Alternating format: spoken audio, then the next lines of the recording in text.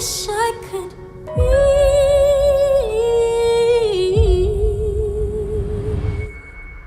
part of that world. In July of 2019, Disney had announced the casting of Halle Bailey as Ariel in the upcoming live-action version of The Little Mermaid. This decision was celebrated by many, but haters logged into social media to express their opinions, establishing hashtags on Twitter like Not My Ariel and Not My Little Mermaid. Ranging from disappointment to anger to blatant racisms, negative tweets about a black mermaid circulated quickly online. When Walt Disney Studios released the first teaser trailer for the film in September of 2022, the dislike button and comment section were disabled after 48 hours due to backlash with over 1.5 million dislikes. Hey, we don't need magic. We'll make our own wishes come true.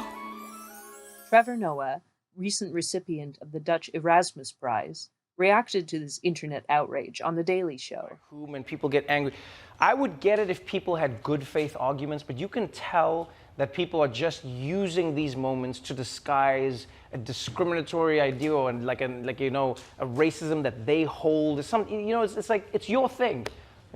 People are gonna act like, oh no, the Little Mermaid. I'm here because I'm a Little Mermaid purist. I come up with all these bullshit answers. They'll be like, you look at the history of the Little Mermaid. I'm sorry, the history of the Little Mermaid? You mean the imagination of the Little Mermaid? If you look at it, it's like, if you were a fan, you would have known that Disney had long created black mermaids. Like they did this, they spin off all their movies. They've had tons of them. They had like a black mermaid. She did sign language. It used to be a cartoon when we were kids. People don't care about it. They're like, it's never happened. It's just look, here's the thing. It's not about race. It's just about realism. I'm sorry, what? And then it's ironic that they try and use representation as the argument the other way around. So they will say, it's not about representation. It shouldn't. Who cares who plays the role? All that matters is the best person gets the job. And it's like, have you heard Halle Bailey sing? Have you heard her sing? You're gonna tell me the best person? Like, who do you think they got? You think Disney is just out there in the street like you? Come, let's go. You think they play games like that? Well, there are many people who haven't seen themselves on screen. You're gonna get angry. You're going to get angry because now somebody who's in a wheelchair is playing this role. You're going to get angry because somebody who's black is now playing that role. The original is still there. There are many parts that are still out there. It's not like there is nothing left. It's not like there's one movie in the world and there's one story and this is the only way you can tell it. There are many.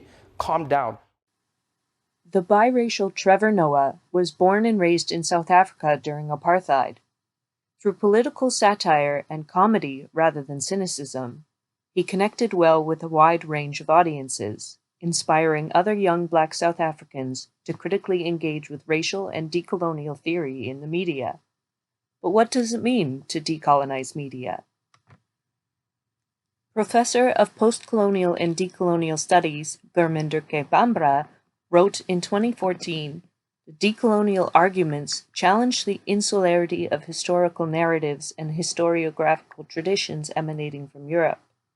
In her paper, Postcolonial in Decolonial Dialogues, she emphasized the importance of recognizing the diversity of experiences and histories of colonized peoples, and the need to move beyond simplistic dichotomies of East-West, colonizer-colonized, and modern-traditional. In order to distance ourselves from these European or Western hegemonic knowledge systems, Ba and Higby suggested, the process of de-Westernizing is one that can, and indeed must, take place simultaneously outside of and within Western ideological, intellectual, academic, institutional, industrial, and cinematic territories themselves. They acknowledge a need to investigate both structures and performers within media production, in this case, Walt Disney Studios. You broke the rules. You went to the above world. A man was drowning. I had to save him. This obsession with humans has to stop. I just want to know more about them. Ariel! Whether or not Halle's performance as Ariel will be accepted by audiences worldwide, Disney's choice to cast a woman of color has stimulated conversations on race and representation in film. To what extent does the casting of Halle Bailey in Disney's The Little Mermaid contribute to the decolonization of Western media?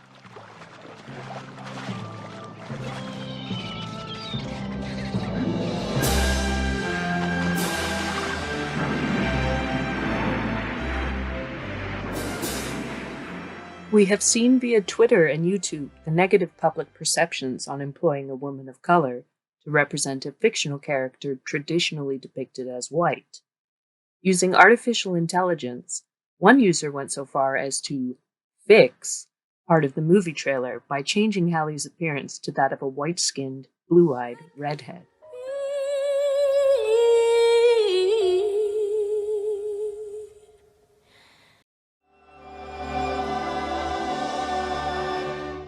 But are mermaids actually supposed to be white-skinned, blue-eyed redheads? Well, mermaids have been depicted in stories, in songs and artworks from cultures all around the world, from sirens of the Greek mythology to the Ningyo of Japanese folklore. While the idea of mermaids has been present in various cultures for centuries, the specific form and mythology of the mermaid that we know today is a more recent construction dominated by and rooted in European folklore. Many cultures around the world have their own versions of water spirits or beings that inhabit bodies of water. Furthermore, the presentations of mermaids in media and popular culture has evolved over time, and it is important to question these norms and values that underlie these portrayals.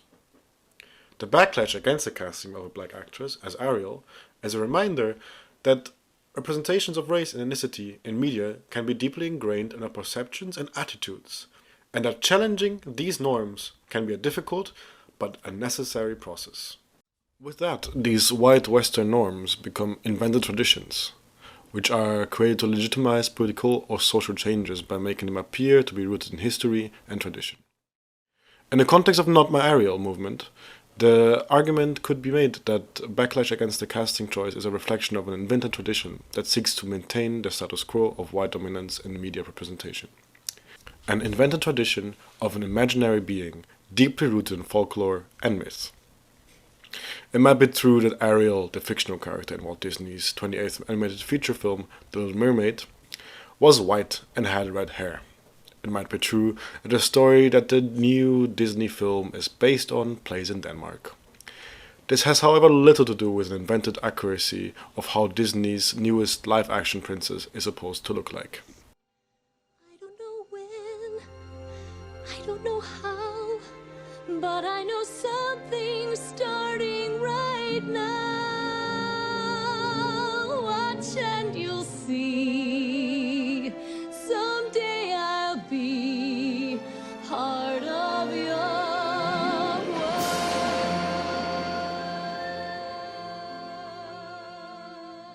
The origin of our favorite childhood mermaid is from Denmark. In 1837, Hans Christian Andersen wrote it as a part of a children's fairy tale collection, together with 9 other classic stories, many that were also translated, circulated, and hundreds of years later animated by Disney. The Little Mermaid came in 1989, but Andersen's The Ugly Duckling and Thumbelina came in the mid-90s. Very small girl, no bigger than a thumb. I wish I were big. And Frozen, based on the Snow Queen, came out as recently as 2013. Andersen's original concept of Den Lille Havfru follows the story of a 15-year-old mermaid, the youngest of 5 sisters in a royal family, on a coming-of-age journey to self-discovery. It's dark and mysterious, with themes of sacrifice, unrequited love, obsession, and devotion. The character of the Little Mermaid is introduced as being the most lovely out of all her sisters, with skin as soft and delicate as a rose leaf, eyes as deep a blue as the sea, and like all other mermaids, having no feet and a tail like that of a fish for a lower half. She has long waving hair, a petite and graceful form, a rather little head, and in the 1913 translation, what is repeatedly noted as being speaking eyes. Her voice is notably, in almost every translation, her defining key characteristic. There was neither on earth nor in the sea a more beautiful voice than hers.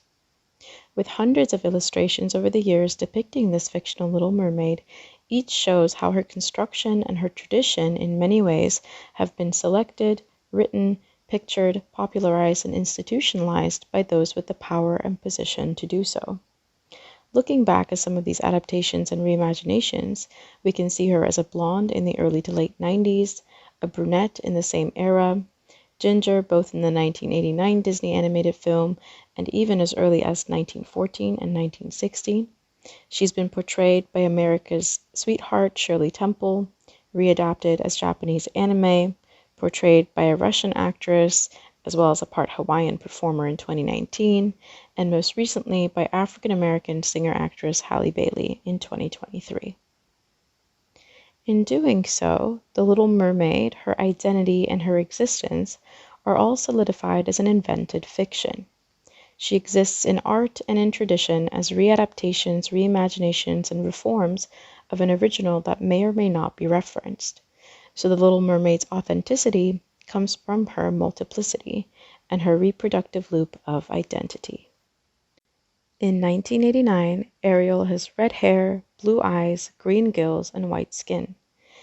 Den Lille Havfrue in 1837 has long hair, blue eyes, gills, and white hands and beautiful white arms. The question is then, why does this matter, and why did the new Little Mermaid in 2023 cause such a scandal? The new adaptation and reimagination of The Little Mermaid is for many defying some sort of norm, whether that be the one set in 1989 or even the Andersen reference Origin. People view the new movie as a form of race swapping or even white erasure. This begs the question as to whether Andersen somehow has the sole power of representation because he created The Little Mermaid. What about the cultivated mythology of mermaids in general? Should they be a reference base? Or is it Disney who's responsible for diversifying representation? What role does Disney's own history of power and privilege play in all this?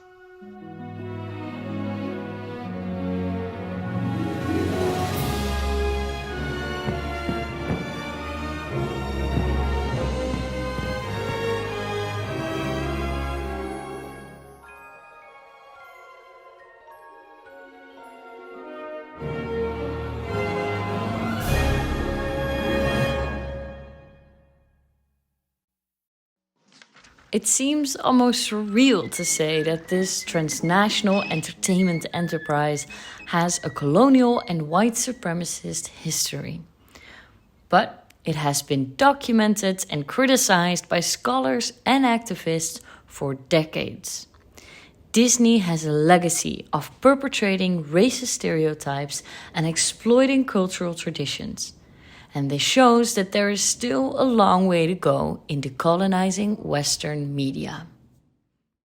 It all goes back to the most famous character created by Walt Disney. We all know him, Mickey Mouse. But did you know that this beloved cartoon is based on minstrel shows?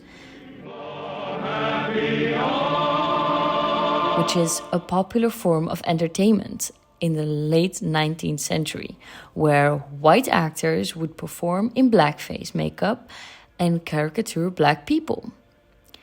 Disney's early cartoons featuring Mickey Mouse, such as Steamboat Willie, borrowed heavily from these shows, including the use of blackface and exaggerated accents to depict black characters. You think you own whatever land you land on. The earth is just a dead thing you can claim.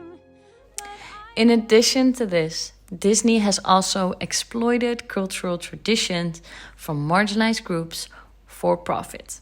For example, the 1995 film Pocahontas depicts a romanticized and fictionalized version of the real-life experience of a Native American woman. The film was marked as an accurate representation of Native American culture, but it was criticized for perpetrating stereotypes and inaccuracies. Similarly, the 1998 film Mulan is based on a Chinese folktale, but it was criticized for its stereotypical portrayal of Chinese culture and characters.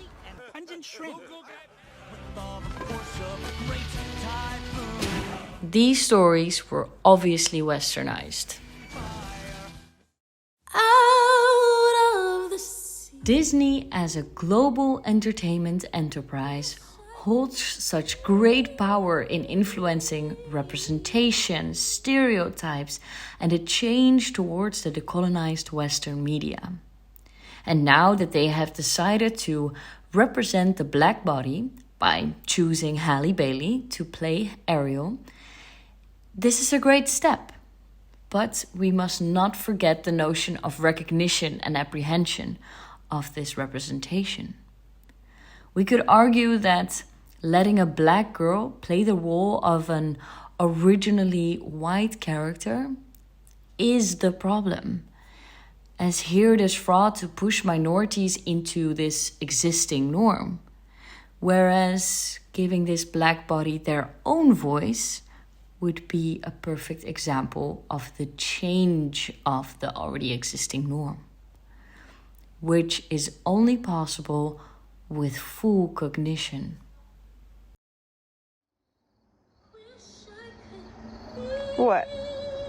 He's black. Yeah, what do you think about that?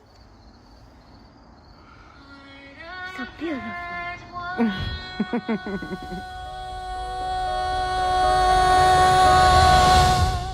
Nevertheless, it is extremely evident that representation is crucial if the goal is to decolonize Western media. Someday I'll be part of your. Little by little, we hope that Disney will help with this.